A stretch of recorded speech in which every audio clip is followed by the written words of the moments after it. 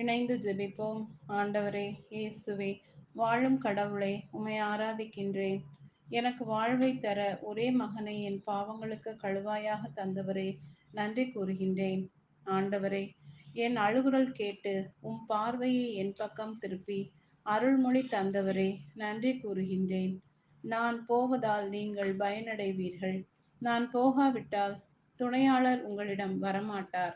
நான் போனால் அவரை உங்களிடம் அனுப்புவேன் என்று என்னை ஆறுதல் படுத்தி வாக்கு தருகின்றதை இன்றைய இறைவார்த்தையில் வாசிக்கின்றேன்.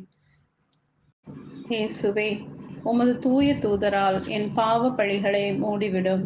நீதி தீர்ப்பு அனைத்தையும் எனக்கு கற்றுத்தாரும். உமது வழிகள் என்று விலகாத மெஞ்ஞானம் பெற ஆற்றல் தாரும்.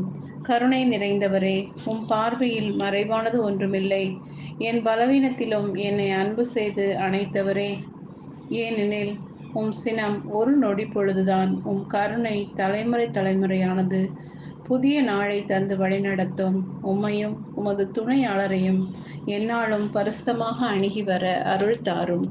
ஆண்டவரே இயேசுவே, நற்பண்போடு அறிவும், அறிவோடு தன்னடக்கமும், தன்னடக்கத்தோடு மன உறுதியும், மன உறுதியோடு இறைப்பற்றும், இறைப்பற்றோடு சகோதர நேயமும் கொண்டு வாழ என் வாழ்நாட்களை கட்டளை பண்ணி தூய ஆவியால் வழிநடத்த வேண்டுமென்று இயேசுவின் நாமத்தில் ஜெபிக்கிறேன். ஆமென்.